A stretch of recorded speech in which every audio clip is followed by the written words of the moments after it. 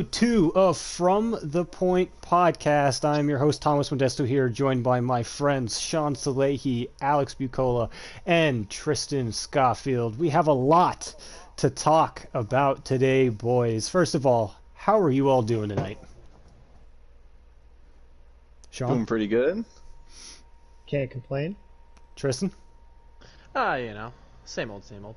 I feel that. Well, a lot of lives were changed, and a lot of teams set their course for the future over these past 2 days, with the last picks in the 2020 NHL entry draft concluding about an hour ago.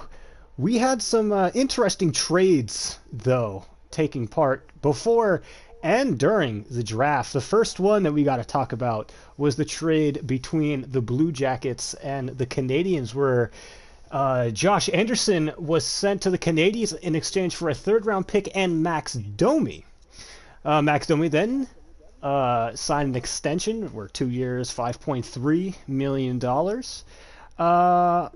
What do you guys think about the move here? I thought it was an interesting move myself. Alex, what do you think?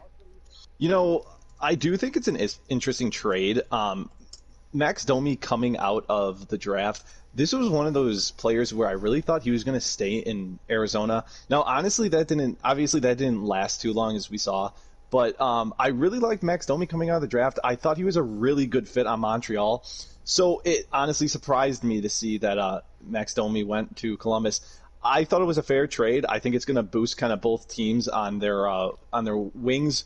Max Domi's known to play wing and center, but I think on Columbus they might have him play wing. But we'll see about that. Max Domi's coming off of a pretty good season with 44 points. Again, that was on a different type of team, though. I like this trade for both teams. I think it's really going to boost the Canadiens' toughness with Josh Anderson, and I think with Columbus it's also going to boost their toughness, but also I think it's going to help them put the puck in the net because Max Domi is one of those players that can do it on both ends. He has a really good 200-foot game. Sean, what do you think? I thought it was a good move for Columbus. I mean, they want to get some more scoring in the top six, and Max Domi is going to be able to provide that for them. And it also provides a bit of youth to their squad as well. This is a team that's trying to become more of a consistent force in the Metropolitan Division, and I think extending him by a couple of years helps them do that for not just this upcoming season, but for the foreseeable future as well. Now, Tristan, you have a bit more of a connection to this, just because on top of being a Caps fan, you're also a Canadiens fan. I know the Canadiens are your number one. What do you think about the Canadiens trading away Max Domi, even though he was one of the best players on that team last year? I really like to see him on the Canadiens. He was a great player. He has a great personality, too, and that just led to a great fit with them. But, I kind of like the move. It frees up a lot of cap space to get the Canadiens to have a big free agent signing. Yeah, I think so, too. Maybe they'll be able to add some defense, because Lord knows the Canadiens need defensive help. And I'm not 100% sure what that cap space over up there in Montreal is like, but we had another really big trade in Matt Murray was on the move, and I'm not going to lie, it really shocked me. Matt Murray moves his way over to Ottawa. So Ottawa finds their goaltender. In exchange, Pittsburgh got the 52nd overall pick. And John Gruden, who is not the John Gruden that we all think and is of no relation. Sean, what do you think about Matt Murray being on the move? You stole the joke. I was going to say not bad in terms of a trade for a football coach. But, I mean, I think the Penguins had made it clear that they wanted to change direction from Matt Murray. There had been some dispute between Matt Murray and the organization after this past season saw him see less of a workload that he had seen in the past, especially on those two back-to-back Stanley Cup runs that they had together. So, I mean, it became more and more obvious as the season and postseason wound down that the connection between player and organization was fading, and I think this was only a matter of time. And I think for the Senators, I mean, you're getting a goalie that's still capable and can be that guy for your organization for the next 5 to 7 years if you need him to be. And the Senators are a team that need help in every level of their team. So being able to shore up a position at the end in the backstop like the goalie will help them be able to focus more of their assets for both the future and present towards their other areas of need. I think it's interesting because I really don't know much about the prospect pool that the Sens have. I know over the past couple of years, because they've just been terrible, they've been able to acquire a lot of really good players, but I haven't heard of any goalies there. So I think Matt Murray, like, moving his way to Ottawa, I mean, clearly he's the number one guy there. Like, there's no debate over that. But that, I think, helps them kind of focus more so on the other positions within this draft and then upcoming drafts. They can just focus more on needs rather than just worrying about, is their goalie going to have like a .901 save percentage at the end of the year or something like that. Because, I mean, Matt Murray's a proven winner. He can win. He's won cups. So... Yeah.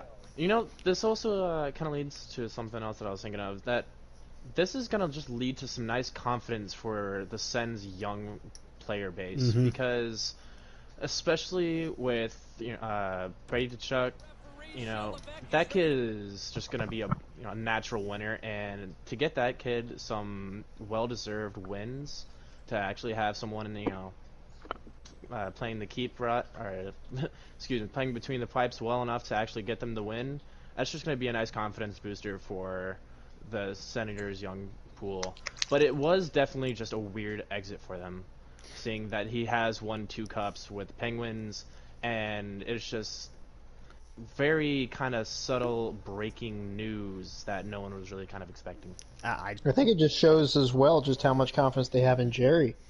Yeah, that's kind of why I wanted to bounce off of. Tristan Jarry is kind of coming off of a kind of like a make or break type of year for him, where he got MVP vote. Yeah, he did. Won 5th place MVP vote. He did. Didn't get a Vezina vote, but he did get the Art Ross. You got to kind of imagine, though, if Tristan Jarry didn't have that type of season with this trade have gone down. I mean, he had a 9-2-1 and a 2-4-3 with a 20-12 record. I mean, those are starting goalie numbers to me. I think it makes sense. I think it's a fair enough trade where they can lean all their faith into Tristan Jarry, but also, Tommy, going along with what you said with the Ottawa Senators kind of prospect pool off of goaltenders, they do have Philip Gustafsson in the system. He was a second-round pick in 2016. He's 22 right now. He started off real hot in the AHL for the Belleville Senators, but as of late, he really hasn't shown much of anything in the AHL. So I think it kind of was a smart trade for them.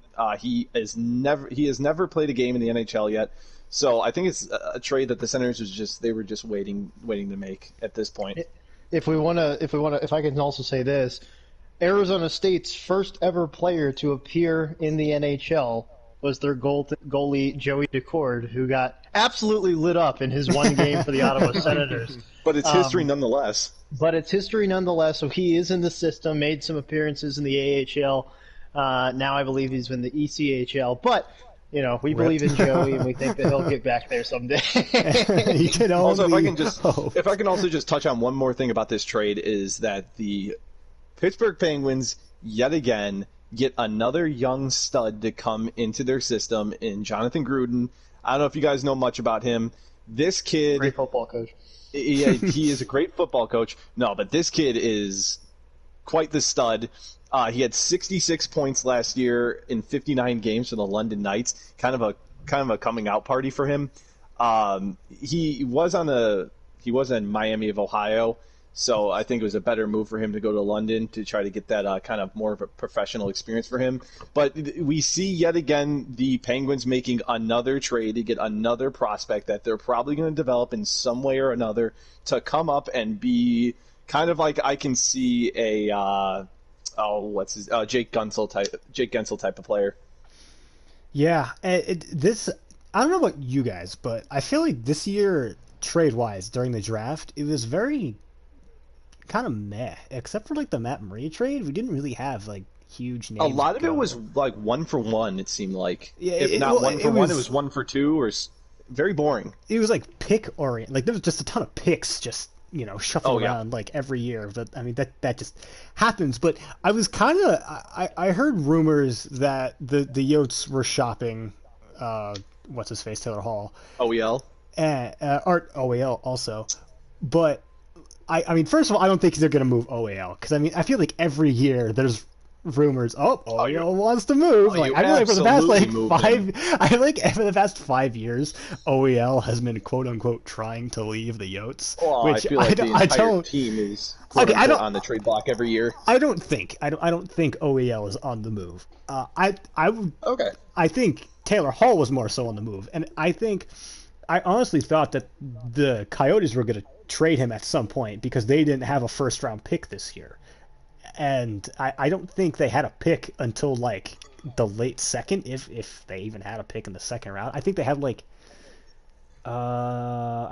like mid second, but they had to forfeit it. They had to forfeit that, so they didn't have it until like the third round. And so, were they going to try to trade him for a first rounder? You think? Oh yeah, I think they were going to try and trade into the. You would only have to. Yeah, I don't think they can't trade him. He's an unrestricted free agent. Is he? Is he? Yes. I thought Josh Anderson. They cannot trade him. I thought Josh Anderson was a free, or it was an unrestricted free agent as well, though. Taylor Hall hits the free market this Friday. That's why the Devils. No. I think they were trying to trade his rights, like the right to like negotiate a contract with him. Yeah, I don't think you're getting a first-round pick to talk to a guy a week before everybody else, though. That's the thing. Well, no, okay, right. No, you're right. I completely forgot the fact that he was... It's a weird situation. You're going to trade away this guy for 2 first-round picks, and you're not going to be able to get anything out of that. Like, what are they going for? They weren't going to go I think they are really going to try, and this is just from my understanding of the previous regime with the Coyotes. I had a chance to cover them this past season for at least a couple of months before everything shut down. The old regime, the old general manager, Chaya, the reason they made the move is because they truly believed, in talking to Taylor Hall, he truly believed that he would be able to re-sign with the Coyotes. This was a team that had made their first playoff appearance in 8 years, and they were finally looking like a team that was going to be not necessarily competing in the Western Conference, but a team that was going to start making some moves and making some noise in the Western Conference, and hopefully, especially moving to the Central Division in the next couple of years, they're going to try to be part of that, rebuilding division. You have aging teams like Nashville and stuff like that, and obviously Chicago. Well, Chicago's like a mix of They have like old guys, but they're also very young in that. The Hawks are trying to rebuild while stay competitive, which is insanely difficult. Exactly, but my point is that I think at the method of the trade, or the reasoning for the trade, was because they truly believe that there can be an agreement to re-sign him. I mean, the problem for the Coyotes, is that they're in a terrible market. They're in one of the worst markets for hockey in all. They're the least NHL. Valued hockey team in the NHL. And it's because there's always been the threat to move. A lot of whispers have been going around about, well, we're going to move to the Central Division. Are they now going to get, moved to Houston? Because, that's the biggest market in North America that doesn't have a hockey team, in a country that needs a hockey team. Mexico's not getting one. But, it's just, there's rumblings. There's all about potential moves. There's the continued stadium dispute between the owner and the community. And, at first they were in downtown Phoenix, and that did not work. Then they moved to Glendale. It's a super inconvenient spot for a stadium, or arena rather. I've made that drive countless times. It's not a fun one to make.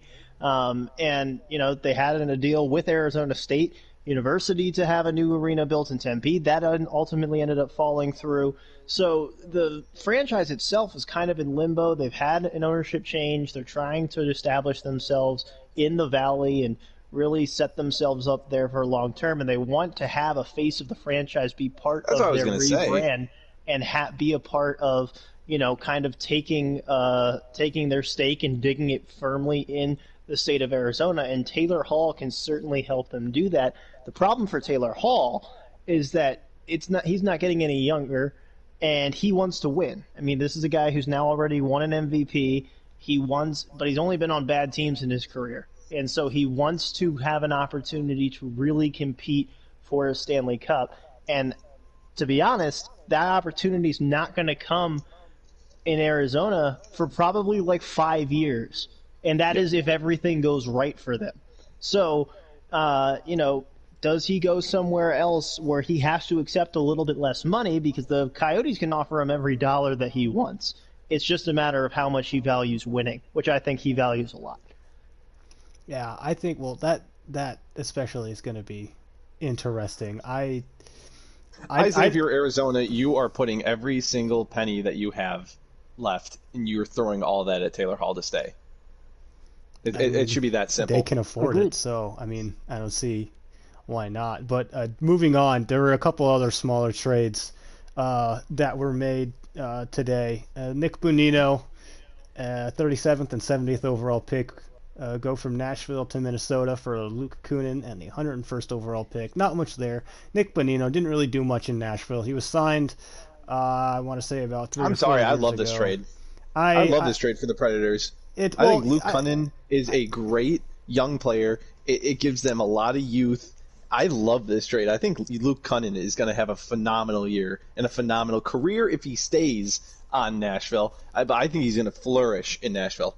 I hope so too. I mean, I think the Preds I don't know if there's really a winner. The Preds got rid of Nick Bonino. He was really eating up some cap. He wasn't really doing anything. Like, he just wasn't producing.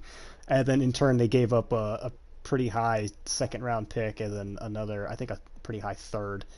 But they got Luke Kunin in response. Another trade today. The Rangers finally gave up Elias Anderson after months of trying to do so. There was rumors of them doing a 1-for-1 with the Oilers with Jesse Puljujarvi, which I never saw happening because Jesse Puljujarvi has so much more potential than Elias Anderson ever did. But they finally found a home for him in Los Angeles with the Kings, and as a Rangers fan, I'm kind of happy that he's off the team, not because he was a bad person or really anything like that. There just wasn't any room for him. The Rangers got a second-round pick back, which they took Kyle. I don't really know much about him. I know he's a big body forward, but they just get him off the team. He moves off to Los Angeles. And as for players really getting traded, that's pretty much it. I mean, unless you want to talk about the Devin Dubnyk trade, which is there's nothing there. Yeah, not really. Are we going to talk about any re-signings as well, or are we just going to focus on trades and drafts? Well, there was at least one re-signing that I think was actually significant. Yeah, no, I completely agree. And you could start that. Go ahead. Yeah, so Brendan Dillon re-signing with the Washington Capitals before the free agency period starts up on Friday, which is at the time of this recording, just 2 days from now. I think this is significant for multiple reasons. One of the reasons he said that he re-signed, he made it clear that he wanted to re-sign for a while, but and stay in Washington after just playing 11 games during the regular season before COVID ended up shutting everything down.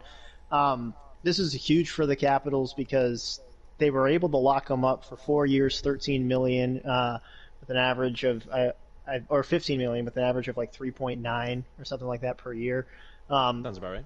So it was a pretty good deal for Washington, considering that they view him as a top pair defenseman, and it also came on the same day that it was reported announced by the team that Michael Kempny, their top two defenseman for the past couple of seasons, tore his Achilles tendon and had that surgically repaired, when that's usually about a 6 to 8 month recovery timeline. So they were going to be without one of their top two defensemen for the foreseeable future, and they needed somebody to plug up that hole immediately.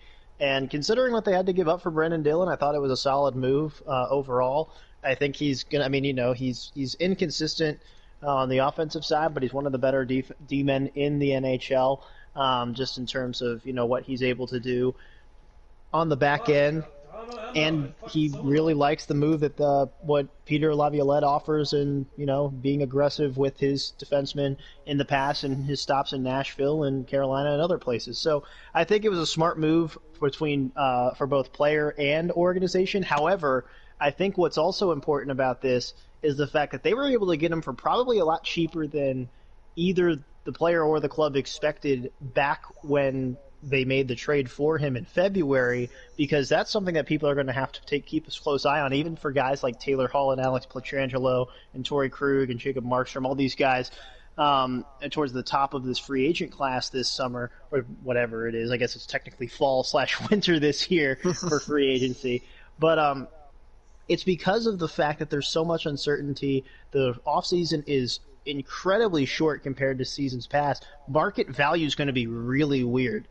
Like, it would not shock me if, owners are renowned penny pinchers. We've seen that in the past, especially in the NHL with escrow and everything going on with the CBA. But owners are going to claim that they had a lot of losses financially this past season, and that's going to end up affecting their bottom dollar a lot and their ability to pay players in free agency. So it would not shock me if you see like an Alex Pietrangelo or a Taylor Hall signed for considerably less money than you would expect them to get because of the situation and the circumstances that they're in during this 2020 season. And I think Brendan Dillon just wanted to, not have to deal with all of that and was willing to take the offer that he had already on the table and got that out of the way. But it'll be interesting to follow the next week or two how free agency shapes up because of the way that COVID has affected the finances of all these teams around the National Hockey League. Yeah, no, I completely agree. It's going to be extremely interesting this off season to just see the contracts handed out. Because the Rangers have a ton of contracts that they have to hand out. They're kind of strapped for cash, but they've been going back and forth with Tony DeAngelo for a little while now. Tony DeAngelo put up numbers that I wasn't expecting him to really put up. I think he put up around 50 points this season on a defensive team that really was not that good, and he was commanding like top D pair money. And so if you're right and Pietrangelo signs for significantly less, I would love to see that, just because that means we get to retain other guys on cheaper contracts. With that said, lives were changed, like I said, with this draft. Many young men were drafted these past 2 days, exactly 214, I believe. And what did you guys think about the top five, and who are some of your favorite picks? Alex, why don't you start? Well, yeah. Let me just start off by saying I went a perfect 5 for 5, just like my mock top 5. I'll just keep saying it. Jake Sanderson. It's a great pick for the Senators. I think this kid is going to come up to the Senators. I don't know about anytime soon. Maybe give him a year or two to develop a bit, but I think once he comes up, he's going to be a solidified top 4 D-man on the Senators, especially with how weak their defensive core is. I think he's really going to help that out. All I can think about is pairing up that big body Thomas Chabot next to Jake Sanderson, and I think those two are going to be a dynamic duo. And the Senators also get Timothy Stützle. This kid is going to help out the Senators very well too. And the Senators also get Ridley Grigg. You can say what you want about, they had 3 picks in the first round, so obviously they're going to be the winners of the first round.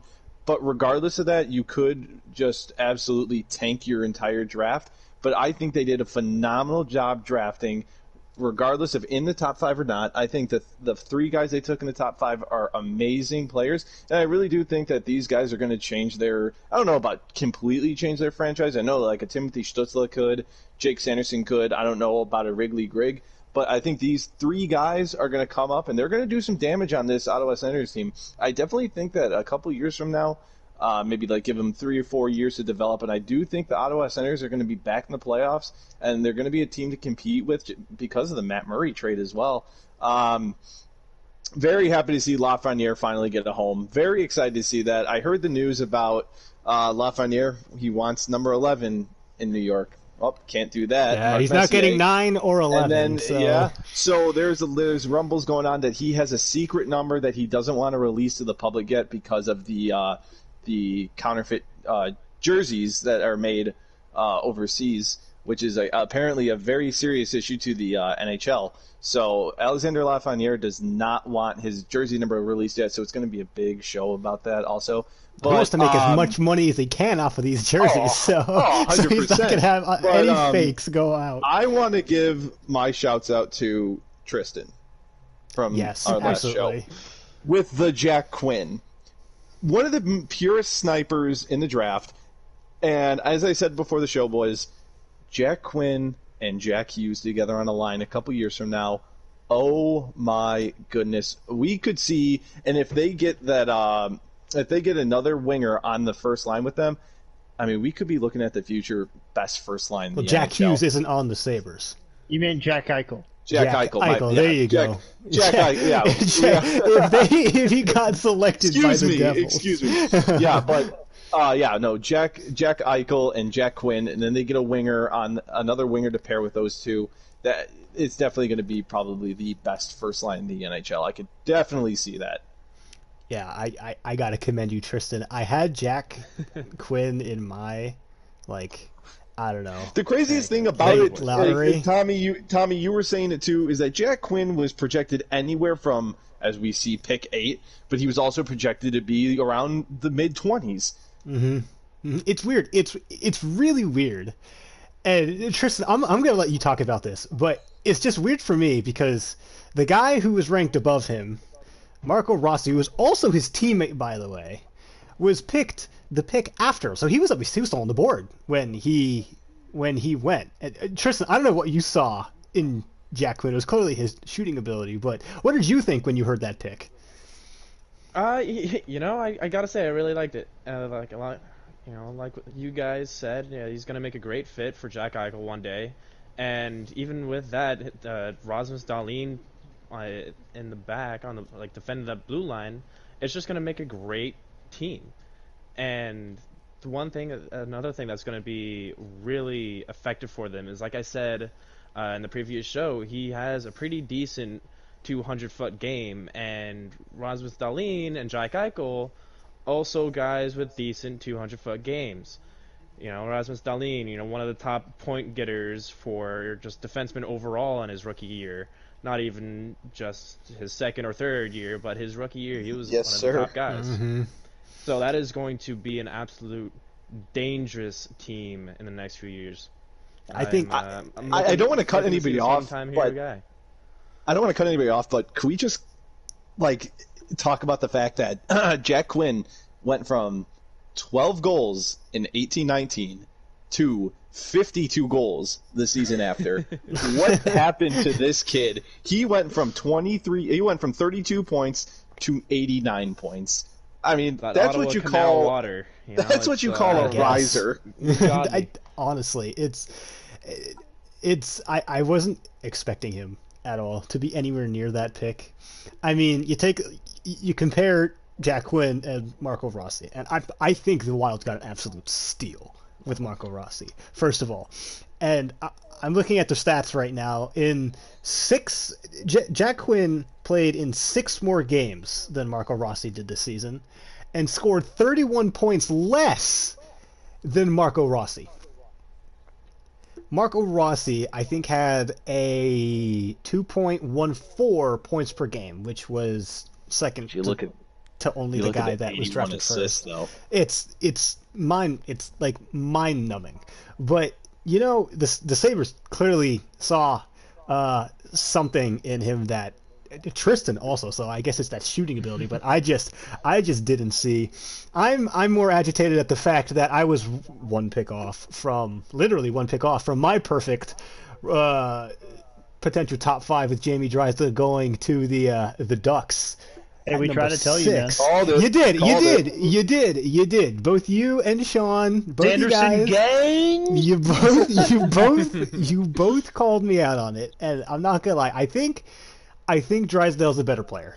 I think Drysdale is still a better player, but you guys, for now, called me out on it. We'll see down the road if they are. Jake Sanderson might be the first NHLer ever from the state of Montana to touch NHL ice.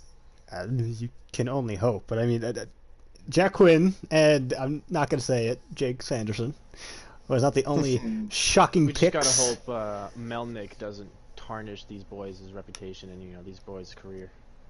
Yeah, well, Well, we can only hope.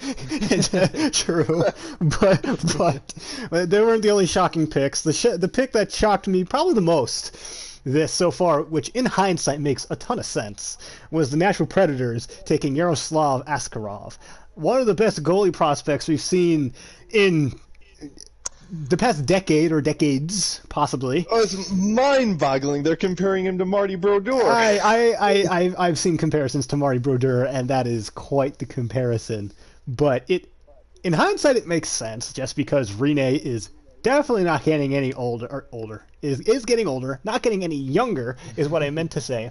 And besides him, they have Yusei Saros, which he's a guy that can be a spot starter, fringe type of guy. He'll give you 30 games a year, but he is not going to take over a franchise. He's no Hall of Famer. Precisely. I mean, Pekka is one He's of the no best. Yaroslav Askarov. I guess not, but I mean, Pekka has been one of the best players to play his position in his generation. It's hard to replace a guy like that. But I guess the best first step you can have is take the goalie prospect that has been lauded after for the past couple of years as one of the best goalie prospects in quite some time. What do you guys think about this pick? Sean, what do you think about this goalie going? I mean, I've always been a fan of goalies going high if they truly deserve it. I mean, I don't know if Martin Brodeur is a fair comparison. I mean, if he ends up being like that, then he's worth the number one pick. But I think that we talked about it with Matt Murray. You need a solid guy between the pipes if you want to make a run in the postseason, because that's ultimately what it ends up coming down to, right? Is who do you have a hot goaltender? And it doesn't matter as much in the regular season. It matters a lot still, because to goalies, effectively the guy who keeps you in the game or not, depending on how many pucks you let go by him. But in the postseason, the goalie ends up making the run most of the time. It's not. It's you have to have a stellar goalie in order to make a deep run in the Stanley Cup playoffs. And so, if you're investing a lot of draft capital in that position, I do not have a problem with it. And I think, if it ends up the player reaching any of the potential that is being thrown upon him, I think it's a pick worthwhile. He's not going to make an appearance. First of all, he has to finish out his contract with SK St. Petersburg, which I think is for another 2 years. So absolute best case scenario, he comes up when he's 20 years old, but that's probably not going to happen. But we're talking about a kid who started in the KHL at the age of 17. And his first start, I believe, was a shutout. At the age of 17, yep. I have no clue what the youngest player in KHL history. I don't know who the youngest player in the KHL history is, but he's definitely up there. I couldn't imagine. Yeah. I can't imagine. He could be it. He was the youngest player in KHL history to record a shutout. But besides, anybody in the CHL, you rarely hear about guys who are 17, 16, just playing, getting minutes with grown men. Some of these guys played in the NHL. And the fact that he is putting up shutouts against guys who are I don't know, in their literally grown men. Yeah. It's incredibly impressive. Another kind of shock, and I don't know. This is the one I think it is. I've been waiting for this pick. I know, and I know you've been waiting for this pick all day. Not the Caps one. I'm talking about a different pick. Okay, well then you're gonna have to wait, because this is what I'm talking about. I'm talking about Hendrix Lapierre. Okay. He is an interesting pick, and me and Alex talked about this before the show. I thought he was a pretty good pick. I'm not a fan. I think he's a pretty good pick by the Caps, just because the Caps are picking at 22, and clearly the issue with this kid is the injury. It's a neck injury, and having a good neck is just a good thing if you're just a person. It's much more important if you are a pro sports player that plays in a very physical league. Besides that, if there was no injury, he would be going in the top 10. The kid is talented. I mean, I've seen comparisons to Nicholas Backstrom, the Capital right now. So, and if he turns out to be like Nicholas Backstrom, I mean, Backy is not getting any younger. He's pretty old, but he's still producing at an elite level. Soon that's going to go away, as it does with every superstar. This kid could possibly take over somewhat of a role like Backstrom if, his injury doesn't flare up or if it doesn't keep nagging him. Sean, what do you think about this Hendrix Lapierre pick? Outside of Rossi, I think this was one of the biggest steals in the first round, and I'm saying that objectively. Mm-hmm. The reason I think this is because, when it's funny, I was tuning in and out of the draft on television because I was, there's so many other sporting events going on. The NBA Finals was playing Game 4.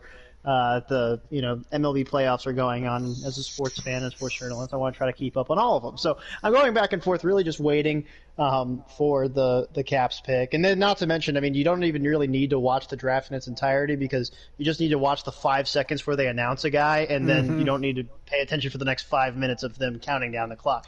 Funny enough, as soon as I turned back to the draft after a long while of not watching it, it was the 22nd pick. And as soon as I turned it on, I was like, okay, I'll wait another 5 minutes. But before I changed it, the Capitals decided to trade up to 2 spots to jump the Flyers and get the pick from the Calgary Flames. So they gave up the 24th pick and the 80th pick to go take this player. And, I mean, looking at what everybody had acknowledged, obviously, going into the draft as the biggest – he was marked as the biggest wild card by most of the draft experts that I followed, especially like Bob McKenzie and other guys on NBC Sports Network that were broadcasting the draft here in the States. He was the biggest wild card. They had him as the 15th overall prospect in the draft, and he would have been top 10 without, like you said, the injury concerns. Looking into the injuries a little bit more closely, I have a lot less worry than I would have, maybe a couple of weeks ago. Because the thing is, and this is the injury history. So apparently, in 2019, he had suffered 3 concussions in a matter of a year, and that is quite concerning in any sport. However, it was established about a year later that it turned out that he had only suffered 1 concussion, and the other 2 injuries were due to a compression in his vertebrae that needed to just be corrected. And so it wasn't an actual brain injury. It was more of an actual, like you all said, a head and neck injury involving his vertebrae. And so it was corrected by one of the top doctors in the world in Boston. And then he was able to come back and play in the tournament, in the Gretzky tournament over this summer, and he scored. He had a phenomenal tournament. However, there was still enough of an injury concern that some teams just took him off their draft boards completely. Well, they have started back up, the leagues in Canada and the CHL, and in 2 games he has 3 goals and 2 assists, and that's surprising because he's not known to be a goal scorer. In fact, he has almost double the assists of goals in every season that he's played in the league that he's in. And so it's really, I think, a solid pick for the Caps. They're not afraid to take risks in the high end in the first round. We saw this with Evgeny Kuznetsov several years ago. A lot of people didn't like him because of the quote-unquote Russian factor of guys that aren't going to be able to transfer over into the NHL after playing in Russia.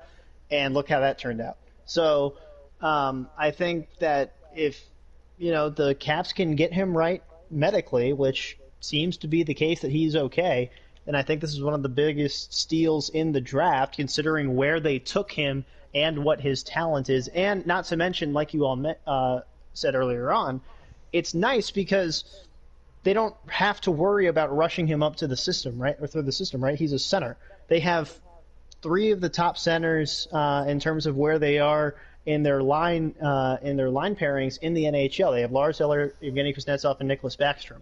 So they can take their time and let him really develop, let him make sure that he goes through a full amount of rehab that is necessary, and then by the time that you see a guy like Backstrom started to hit the tail end of his career, and Evgeny Kuznetsov kind of move up, and Lars Eller, if he's still around, bump up a little bit, then you can start bringing him up into the NHL level, and he can really start to contribute. So I think it's a fantastic overall pick. Obviously, it's a high risk, high reward, but it's a home run swing, and I think they got all the ball this one. The only thing I have an issue is if that neck injury, continues to nag. Because if that neck injury continues to nag, Of course. then he he may not even touch the NHL just because for his own safety. And that's the risk. Exactly, that is the risk. But I still love this pick just because when I read about his injury, it sounded like it was correctable. And I mean, you can't correct irreversible brain damage like you get with concussions. And I mean, CTE is a massive problem in this sport. It doesn't sound like that's a problem with him, though. No. And that's what's so big. It just sounds like it's all right. He had a compression in his neck. He got it fixed by one of the top doctors in the world, like you said, and he's good now. And the first game back with, I believe he plays for a Chicoutimi. Yes. His first game back in Chicoutimi, he had 4 points. He had 2 goals and 2 assists. So, he hasn't lost a step there. It sounds like he may have actually gotten better. So yeah, and I really like this pick not only just because it's such a gamble, but the Caps really don't have any good forward prospects. Like they have Connor McMichael. Yeah. Well, that's one. Yeah, that's true. That's true. No, that's true. So again, that high risk, high reward factor. It's really more of just there's no downside to this. Either they are just where they are like currently, or they get a top tier prospect in it, and that's why I really like it. Yeah, I know. And I'll say this as well agree. is that the Caps have had luck, and this is a huge credit to their scouting staff and general manager Brian McClellan. I mean, you saw it with Connor McMichael last year. If he had been drafted a season later, after the numbers he put up in London this past season, he would have been drafted much higher than he would have gone. So the Capitals have had a string of prospects that they've been able to draft that have been kind of ahead of the curve in terms of where they take him and where their eventual value is set at. And so I think that, again, given the nature of this pick, the risk that's obviously involved, it's a home run swing, but I see it working out for the Caps because the risk is high, but the reward is even greater. Because, again, if you have a guy that comes even close to Nicholas Backstrom, you drafted a Hall of Famer. And that's worth whatever you have to give up, especially if it's only a third-round pick. Yeah, I think the Caps really did well with this pick. Because, I mean, with what Tristan said, the Caps aren't in a rebuilding mode right now, so it's not like they have to lean on this guy. If he turns out to be a bust, then he turns out to be a bust. It is what it is. I mean, there's going to be other drafts before he has a chance to make the NHL. But if he has, the development like they're hoping that he has, that this dude could be like a game changer. The Caps may not really lose a step. They might just stay competitive. And I think this was a huge. I know. I don't know why you don't like it, Alex. I think it's the injury. I shouldn't say that I don't like this pick. I should say that I'm 50-50 about this pick. I don't know if a wild card pick like this is fair enough to take in the first round. I mean, it is a later round first rounder, or a later pick in the first round. So I do understand taking a gamble with this, but it seems like, what was it? What did you say, Sean? He said he had 3 head/neck injuries in 10 months. Yeah. So if he had 3 head or neck injuries in roughly 10 months, then this could be lingering effects that just don't go away. And I don't know. It's a big gamble you're taking on a kid who, I understand he does put up points, but the thing is, we really haven't seen Hendrix Lapierre play a full season. We've seen him play 1 full season in the Q. Now, he did dominate in Triple and Double A hockey, but we really haven't seen him play much. If you don't mind me cutting you off, this is the official the official timeline of his injury. So on February 6, 2019, he had his first concussion, missed 9 games. And remember, these next 2 concussions were turned out not to be actual concussions. In October of that same year, in 2019, he was diagnosed with a second concussion, missed 4 games. Less than a month later, on November 21st, 2019, a third concussion, shut down for the season. On February 19th of this year, he was diagnosed with CCTI by Dr. Dan Dyrick in Boston. In April 7th, he was medically cleared after undergoing 6 different treatments to fix the problem in his vertebrae. And then on October 2nd, just 5 days ago, he returned to play this season in the Q, and like Tommy said, scored 2 goals and 2 assists in his first game. One of them was an empty netter, but still, he was able to return. 3 points in one game is quite a game. Absolutely. And then he scored another goal in the following game after that. So I don't want to completely say I hate this pick because, as I've said, I mean, he is an absolute stud when he's fully healthy. We see him put up 45 points in a 48-game span. I mean, that is a top prospect type of number.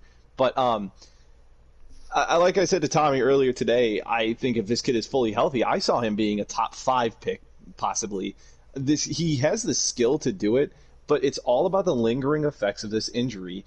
You're taking a massive gamble with a kid that has head and neck injuries. I don't know. I think this is a very worrisome type of scenario to take a kid in the first round with this type of lingering effects. So I wouldn't say it's you should not worry drafting him at all. I say if he gets another injury regarding the same type of same type of residual effects, then I think it would be time to worry a bit. This is going to happen. This is going to keep happening to him over and over and over. But yeah, Alex, that's probably why the Canadians didn't choose to draft him, because there were a lot of Montreal fans that really wanted, the hometown kid back on their team because they could see how good he is. But to Mark Bergevin, it's just too risky. That's why they went, with their big body, 6'3", 200-pound defender. Or it could be a little wrong on the weight, but they wanted to add some more big boy size. He's a big boy. Big boy. They wanted to add some more size to their team, and this is why it's kind of like interesting. Just a little. I'm on the border of it. situation. I don't know about it, and also the thing about it too is it really worth it to trade up to get this guy? Absolutely. Here's my thing. And I'm happy that you asked that question, because this, I think, is the biggest factor of this. It'd be different if somebody just took the player when, people were passing on him due to medical injury and you're taking him where your pick is. I think that the fact that they traded up to him is how it shows how much faith that they have. We have to remember, the medical staffs of these teams were not allowed to, due to COVID, examine these prospects. So the Capitals doctor was not able to personally evaluate Hendrik Lapierre. However, they could obviously have contact with his team in the queue and with the doctors that he worked with, both team physicians as well as the specialists that he was able to work with in Boston. And clearly, they were confident enough from what they heard in those statements from those medical professionals that they were willing to take that risk and make the pick. And I think the thing is, too, Alex, when you look at trading up, if you're trading up only 2 spots, you have to only give up 1 pick, which is a third-round pick. And don't get me wrong, there's a lot of guys that get taken in the third round who end up being very good. There's also a lot of guys that end up getting taken in the third round that you never hear of. So I think that, hell, we'll probably get into this later in the show, but there's a guy that was drafted by the Blue Jackets in the first round that I don't think most people on TV knew who he was. So, yeah. But when you look at the value of the talent that is available at that position or in this player, and you look at the cost of what it takes to get him, and the more important thing is you're jumping over a division rival who has clearly stated throughout the pre-draft process that they are going to take a forward in the Flyers. That is a huge move. You do not want Philadelphia getting a guy that you believe is towards the top of your draft board. Philly got a hell of a guy after that. When you could have made the move, just a little bit. So you might as well make the move. Pulled the trigger, you lived by the sword, you die by the sword, And again, I think the big thing, and Tristan and I have touched on this, and we obviously know this as Caps fans, and everybody in the NHL knows this, just watching the team over the past several years, the biggest position of strength that they have is their centers. I mean, when Backstrom, Kuznetsov, and Lars Eller are all healthy, that's one of the deepest center groups in the National Hockey League. So they don't have to worry about him coming up right away because they're still a contender, because they're so deep at the position, and that gives them more flexibility with this pick in that it doesn't have to have immediate payoff. It can take a couple more years than you would usually expect for a first-round pick, and that's okay considering that it's not a position of need. And like you said yourself, this guy has potential top 5 talent in a loaded draft class. Yeah, so absolutely. if he ends up, the Capitals, and I hate to go on long-winded like this, but if you get the chance to see it, this is for anybody listening as well, the Capitals actually came out with an incredible video on social media today that I thought was really cool. Even if you're not a fan of the Capitals in general, if you're just a fan of sports, you should check it out.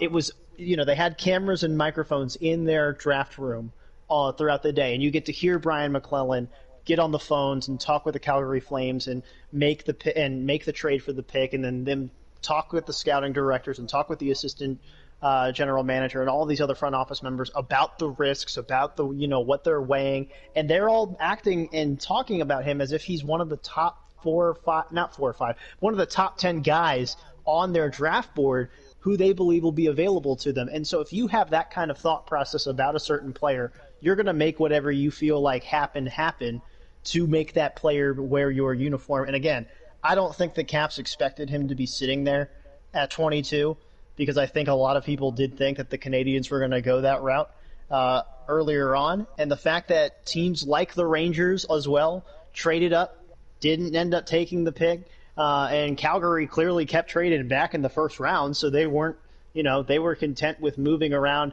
in the draft order. Why not pull the trigger? And I think, again, at the end of the day, we won't know if this was a good pick or not for the next 4 or 5 years. But if it pays off, it'll pay off in very, very big ways. I think of any of the teams that could have taken Hendrix Lapierre, I think the right team took him yesterday. Absolutely. I Well, think so. not only I think so.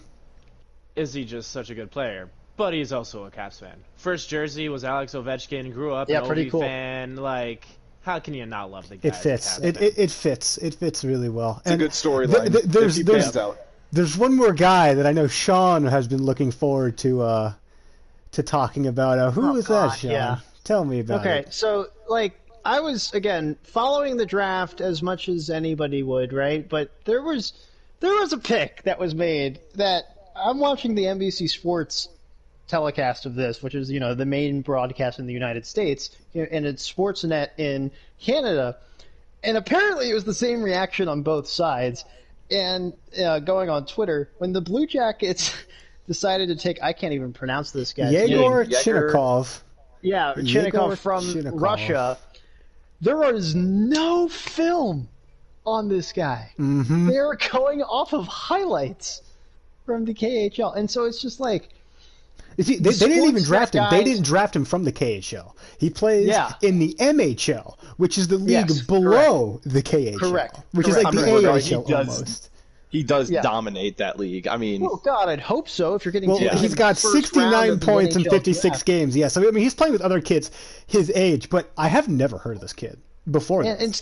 but that's what's so frustrating. That's what's so amazing to me is I understand. Okay, we're a bunch of 20-something-year-olds that like hockey, love hockey, talk about hockey, but we don't study hockey like Bob McKenzie and these experts. It's not that our have job been to do so. Yeah, it's not our job. We don't get a paycheck. We don't put food on the table because of hockey. I mean, a couple of us on this podcast hope to be there one day, but it's not our job right now.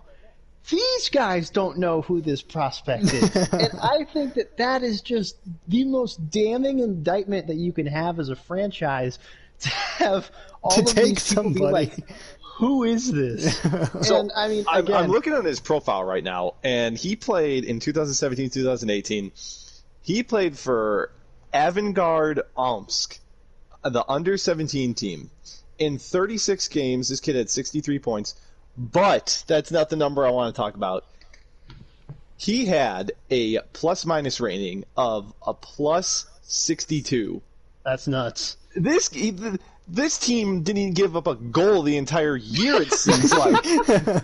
I mean, they might Maybe not. the goalie's the one that everybody should be talking about. The goalie's leading the team in this is assists or something ridiculous. like that. I And understand it's worth noting, again, this guy was taking a pick before LaPierre. Before LaPierre. So you want to take talk about you a take a look reach.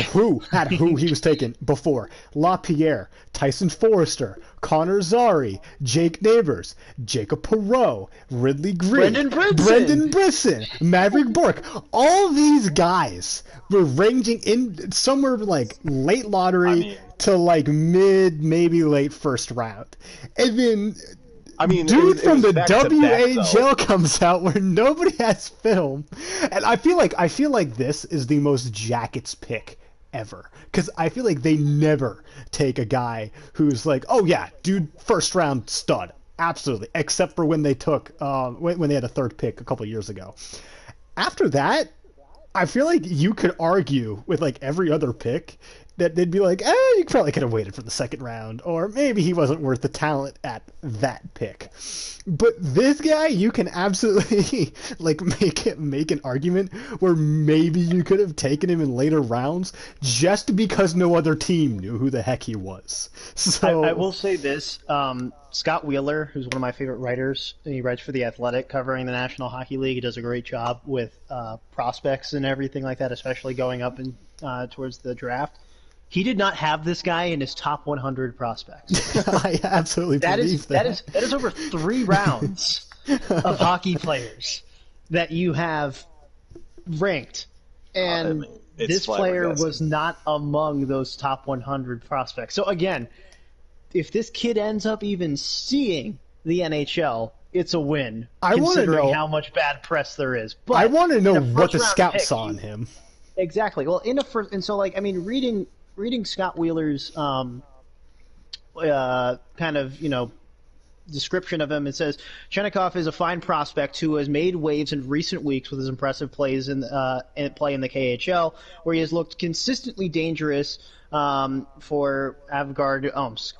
He also torched the MHL last season. They like his ability in the slot. He's also stronger than he looks. He has experience on both wings.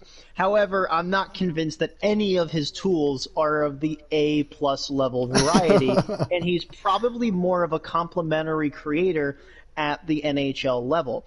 He's not the type of player that I would be looking to target in the first 2 rounds.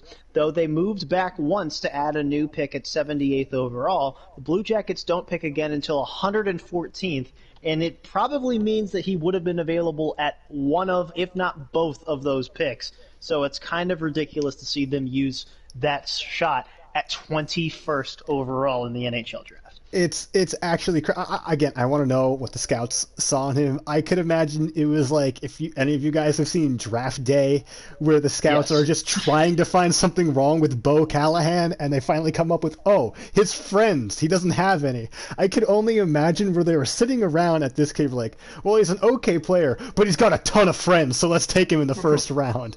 Like I was shocked, to say the least. That's like an understatement. I was talking with Alex while watching the draft last night, and I think we both verbally, went just, who is this? But the pick before him was another KHL guy with a name and a half, with Shakir Mukhamadullin. Shakir Mukhamadullin, who I had, just again, congratulations never heard, for attempting to say that. The third try is the charm, and I could promise the fact that the Devils GM was able to get that on the first try is I think me and you impressive, agreed that. But I mean, we've said this before, but I think me and you agreed that is a complete New Jersey Devils draft pick right there. And is it okay? Let's be honest. Does the fact that they got Rossi help kind of negate the fact that they took a shot at this pick? Well, they didn't get Rossi. They didn't get Mark Rossi. The Devils got Alexander Holtz.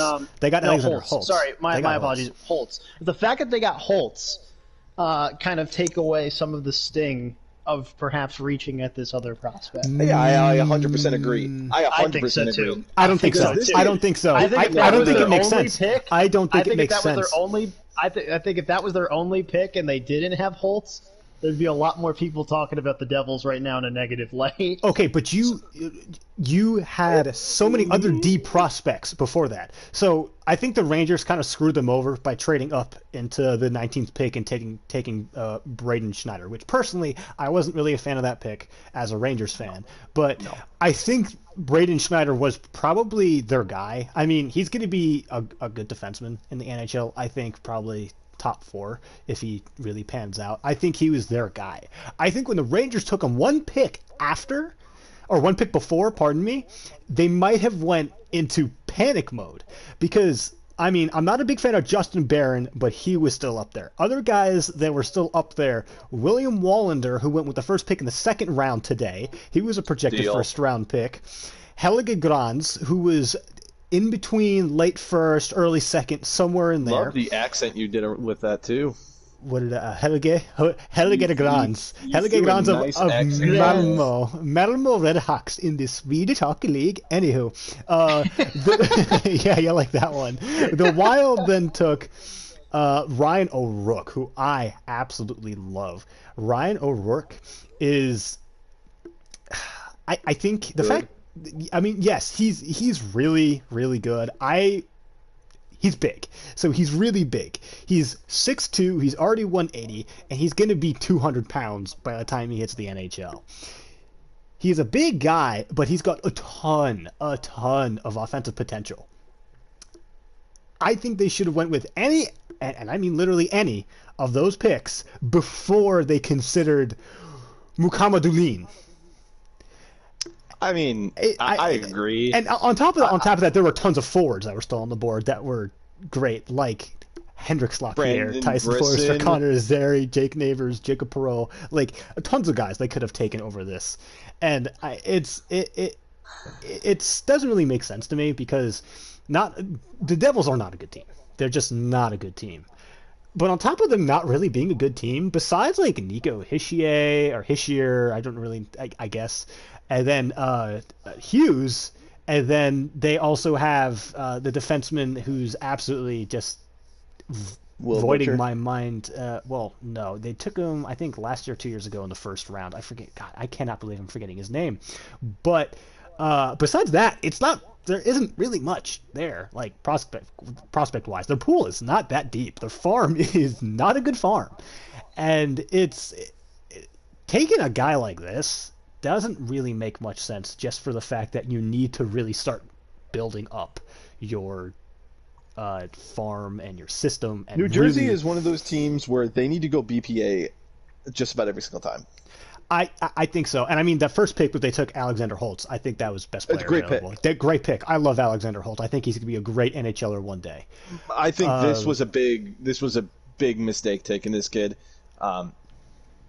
You don't know. I mean, he's played 27 games in the KHL and has 1 point. I mean, I understand he's a defenseman, but still, you'd like to get a little more production in 27 games than just 1 point. Well, the thing is with him, and I think the thing that the Devils really liked, what they saw, is the fact that this dude is 6'4". I mean, he's a stick bug. He literally weighs like as much as me at 180.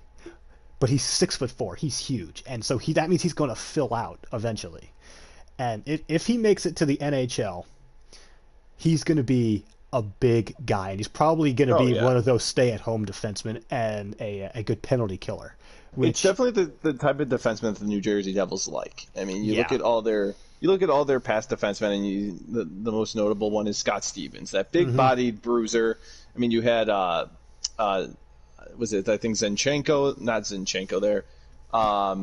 You had a lot of big-bodied Russians that played defense in the mid-2000s with New Jersey that were basically built like this guy. I don't want to try to butcher his name, but they were built like this guy, just big-bodied. They didn't really put up the points, but hey, as we saw in the early 2000s, it worked for them. They build their team around defense, so they must have seen something in this guy that no other teams did.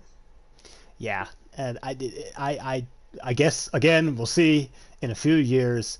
But we're starting to come to the end of this episode. I know other people here have other things to get to. So to close out this episode, why don't you guys tell me who the winner of the draft was, in your opinion? Sean, why don't you start?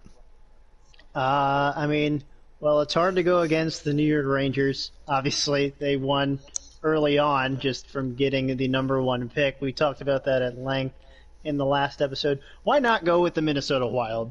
I think Marco Rossi was an absolute steal at the ninth overall pick. Mm-hmm. I mean, a lot of people had him as a top 3 pick in this draft. So I mean, I think the Minnesota Wild, who we mentioned last episode, haven't had a lot of good things come their way as a franchise over their franchise history, and they surely deserve it, especially representing the state of hockey in Minnesota. So it's cool to see them get a talent like Rossi, and I think them being able to nab him at pick number 9 is definitely a win in their books. Alex, who do you think is your winner of the draft? You know what? I'm going to go one pick after Sean, and I'm going to say the Winnipeg Jets. I mean, the Winnipeg Jets somehow are able to get Cole Perfetti dropped to them, and the only thing I really want to say about this is this the Winnipeg Jets' idea of being able to replace Patrick Laine?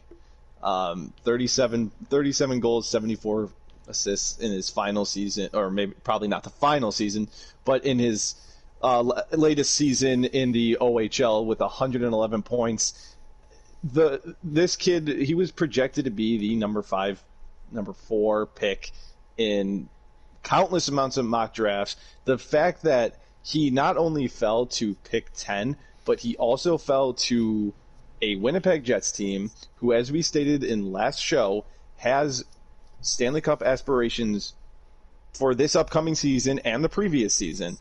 So regardless of Cole Perfetti stepping into the show right away, which I don't see it happening, but regardless of that, the Winnipeg Jets are one of those teams where they have a great farm system. They have a lot of young talent that's just waiting to come up and to dominate their team.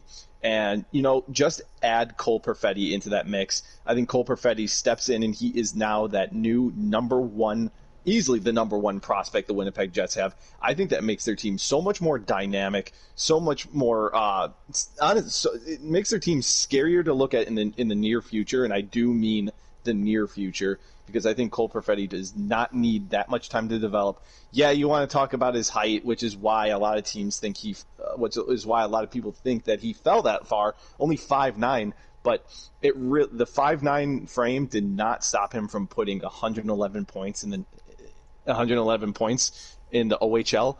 This kid, I mean, why so many teams slept on him? I mean, I understand there's a lot of good players, but I think Cole Perfetti was slept on seriously in this draft. But man, the Winnipeg Jets being able to snag him, that's going to be scary, especially coming from a Blackhawks fan in the Central Division. I don't like seeing that. Tristan, who was your winner of the draft? Gotta go with the Sabres. Getting that Jack Quinn. You're just riding your Jack Quinn pick until the cows come home. I guess you call it so you get to ride it. I'll say this right now. Tristan, if Jack Quinn somehow in his first season wins Rookie of the Year, I will buy you a Jack Quinn Buffalo Sabres jersey for you. You heard it. Put that on record. You heard it. I'm not buying the frame. I'll buy you the jersey. I will be posting this immediately to Twitter. So anybody else that listens to this can come back in I don't know how many years. Biggest Jack Quinn fan. Yeah, 5. I don't know, 5, maybe 2. We'll say best case scenario 2 or 3. Rookie of the Year, Jack Quinn. There we go. My winner of the draft, I gotta say, was the Ottawa Senators. I mean, they had 2 picks in the top 5. That was my next pick. They killed it. I mean, Tim Stützle and the best defenseman, it's apparently to everybody else, Jake Sanderson, not Jamie Drysdale, but Jake Sanderson. Are you finally gonna start hopping onto that Jake Sanderson hype train? I've never said he was a bad player. I just don't think he's as good as Jimmy Drysdale. Number one defenseman. Okay, Jamie was taking one pick later. Nice. Anyway, Jake Sanderson, Tim Stutzel, and then at the end, they were able to take Ridley Grigg, who I was really high on, like, pretty much the entire time. Going into this year, he was a projected 3rd to 2nd round pick. He had a great season with the Brendan Wheat Kings in the WHL, 60 points in 56 games. I think he's about 5'11". He's not too big, but he's going to get bigger eventually. I think he's going to be a really good top 9 forward. He could be a possible top 6 forward as well. And then the first pick of today was a guy named Roby Järventie, I think. He's a Finn. He plays for Kuvi at KOOVEE in the Mestis, which I believe is the 2nd division of Finnish hockey. And then he's also played in the Liga twice, where he's got 2 points in 2 games, and he also has 38 points in 36 games for Kuvi. I think they hit an absolute home run this draft. I mean, I take a look throughout the rest of the rounds, and I'm sure it's just surrounded by fantastic players. The first 2 rounds, though, they absolutely killed. And I mean, we could see the Ottawa Senators really start coming out of that rebuilding and into more competitive hockey. It seems to be sooner rather than later. Especially with those new sweaters. Absolutely. Those They're sweaters not are even new. nice. That's Fan what's of the awesome. retro. They're just bringing them back. They're Nice. just bringing them back. They're so nice. And with that will conclude episode 2 of From the Point. Thank you guys for talking about the draft. I will put this up onto YouTube immediately. All right, boys, have a good night.